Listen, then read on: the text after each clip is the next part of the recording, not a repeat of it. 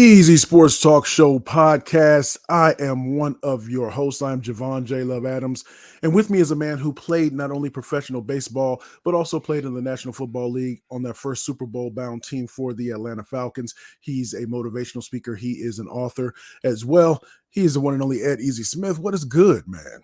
Chilling, man. Got another weekend. Happy post-Thanksgiving. Getting ready for Christmas, man. We're on the collision course now.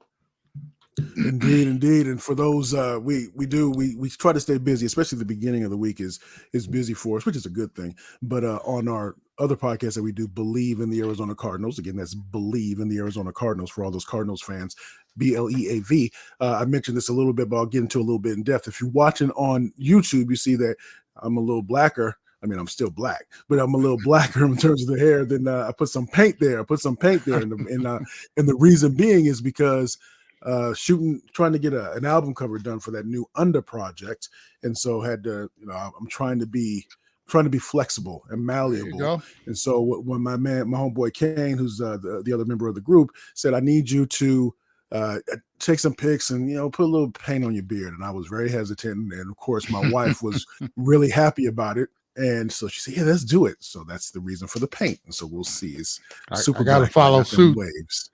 Yeah, because sometimes I walk through in your crib and now I'll see the paint right there, and then I do it every once in a while, and I try to at least do it so I still got some grays there. But now this went all black like Public Enemy song. But so we do this thing 3 times a week on Monday, Wednesday, and Friday. Monday, Wednesday, and Friday is what we do. You can go to easysportstalk.com or however you came across it, but tell a friend about what we have going on here. Today's show, it's some stuff that just dropped, and I just sent it to you before we jumped on. I want to get your that breaking news, so to speak, and then also get your thoughts on what the best and worst of the football weekend, and then kind of staying in that football area is, do you think that some of these players are going to start to check out mentally? There are all kinds of terms or sayings for it, but see what you think about that. So let's get into it. So just saw that Frank Reich was fired from the Carolina Panthers. Went 1-10 before his firing.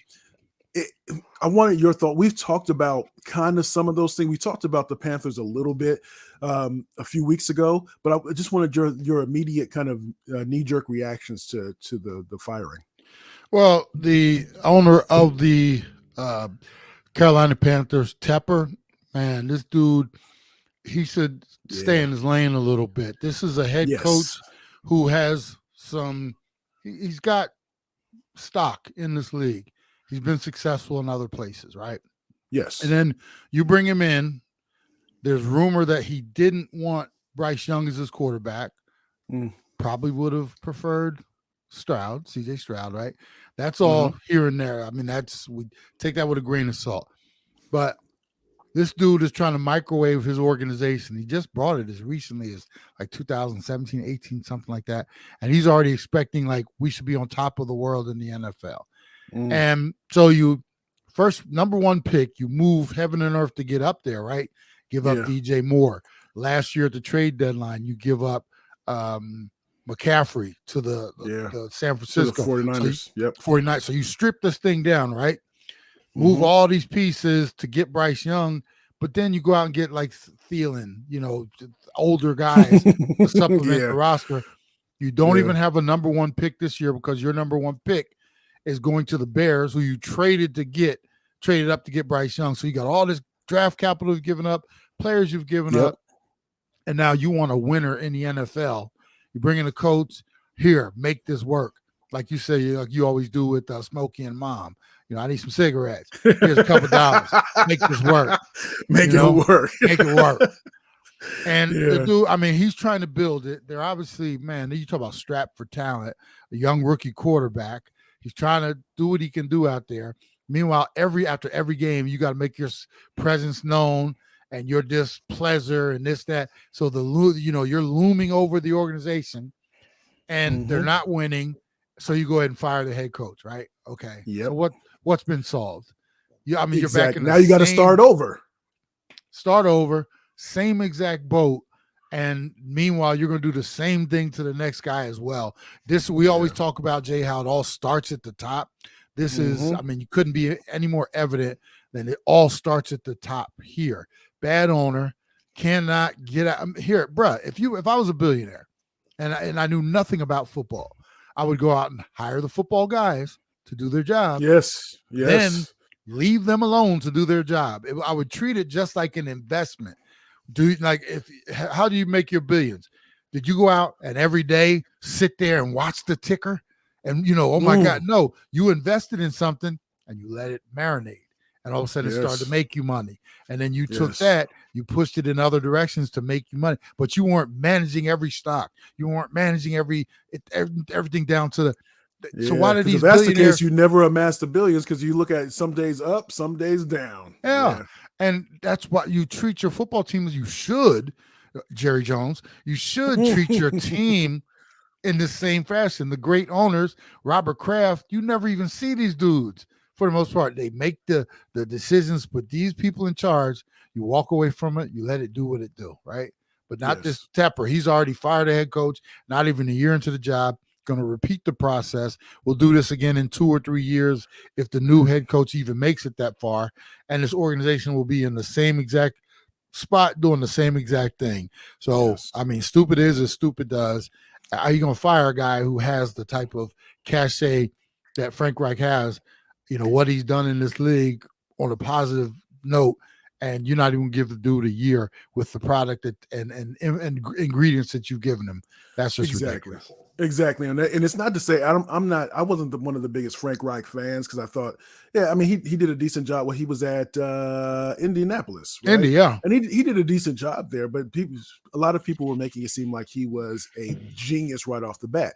But I think that, again, if you hire somebody, give them an opportunity because now you're just good. Now it's just the over and over again, pressing that reset button when you have if it was so important for you to say, no matter what you do, new GM, and no matter what you do, new head coach, this is the quarterback I want, and you can do whatever else after that, then that should have been your mandate instead of saying, well, I tried to strongly suggest that we hire so and so. No, you got to make it plain, and it's unfortunate because again, there's a ripple effect, and there's going to be so many not only coaches and players and their lives impacted because of the lack of foresight that an owner has, and that's unfortunate. Yeah. So Easy Sports Talk Show podcast. So your best and worst football from the weekend. I'll go with my worst. So that I am an alumnus from the San Jose State University. I don't know if you saw this, but there was a 3-way tie for the Mountain West Conference. So it was Boise State, UNLV, and San Jose State. And so they had to do, because Boise State and UNLV didn't play head-to-head, they couldn't use the head-to-head as a answer because they did some behind-the-doors type of selection to see who would play in the conference championship game. So unfortunately, my San Jose State Spartans were on the outside looking in, but we still did. At least we were in the running for it. I mean, we 6-7-3 is what we finished. We beat Fresno State, so I'm saying that because that's the lower tier Division I school, but I'll take that. But so hopefully we get to a halfway decent bowl game. But that's the bad of the weekend for me. The good, goodness. The good was seeing Ohio State lose again. That was the good because I would have said Michigan if Michigan lost. I mean, if Michigan lost, I would have said, I would have flipped it.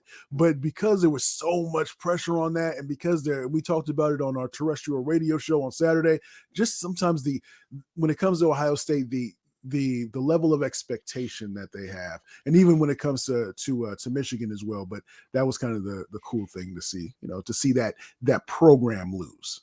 What do you got to say? It's funny. I had my good was the young quarterbacks we saw in the NFL, Houston and Jacksonville. That was a nice matchup. Like to see CJ Stroud getting this thing on. The other was right along the lines of the Ohio State-Michigan matchup. I'm glad it's over. Yes. And all the hype with Jim Harbaugh and the suspension. And okay, we got through it. Now he can come back and coach for real. And we have the conference championship coming up. But it was like, that was a whole bunch to do about nothing, that whole suspension and everything. Yep. On the bad side, I had once again the Dallas Cowboys beating up on the sisters of the Protestants and stuff like that. They go out and Right. beat up on the Commanders, and they're beating their chest. And you look at the teams that they have actually beaten between Commanders and Giants a couple times, and so Carolina. And you run down the list and you're like, wow, I don't think a team they beat has a winning record, but they're walking around like they just won the Super Bowl. Because they learned from that last big loss that they had. That's why, because Dak Prescott said, I learned from that loss. Yes. Okay, yeah. We'll see when you face up against somebody your own size again. And then the other one's the fact that we had to watch, that anybody had to watch New England and the Jets play. That's an affront to football in itself. That was just a disgrace. So everybody who had to watch that game, which I put it on the computer screen, it didn't even make a big screen at my house. That was just an affront to football right there. Yes, sir. Yes, sir. So Easy Sports Talk Show podcast. He's Ed Smith. I'm Javon Adams. Is this that time of year? So when you talk about you mentioned the Patriots and how they're having a terrible season. We know that the Panthers, their season is over. The Arizona Cardinals, we talked about that on Believe in the Arizona Cardinals. They lost to the Rams and they are now 2-10. You have and you look at Chicago, so there are countless teams that are out of it. Is this that time of year where if you're the coaching staff, where you're worried that players are already starting to make their vacation plans, and then as a GM, are you starting to really zoom in to see who's a professional and who's not? Oh, absolutely. This is the time where players will start to check out.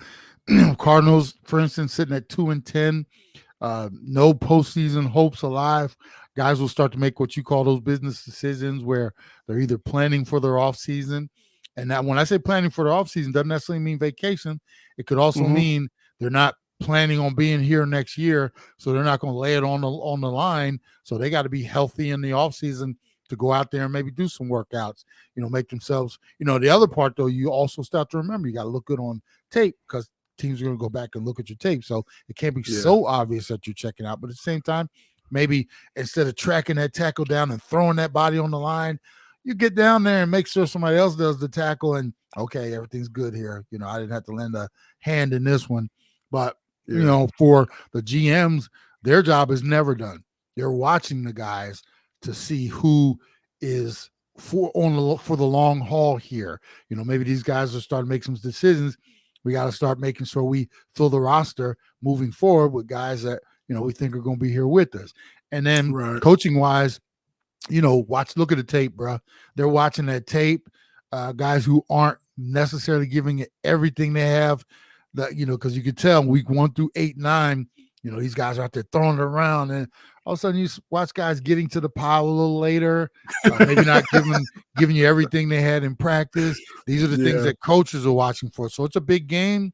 It's a big dance, bro. It's like chaperoning a high school dance, making sure that people get out the corners over there. Who's putting the extra in the drink, stuff like that. You got to be monitoring. And then the kids obviously on the dance floor, they're trying to get away with a little bump and grind and this and that. So, it's stuff going on all over the place, and all eyes have to be, everybody has to be on full attention and full alert at this point in time from their perspective position. All right, Easy Sports Talk Show podcast. We do it again Monday, Wednesday, Friday.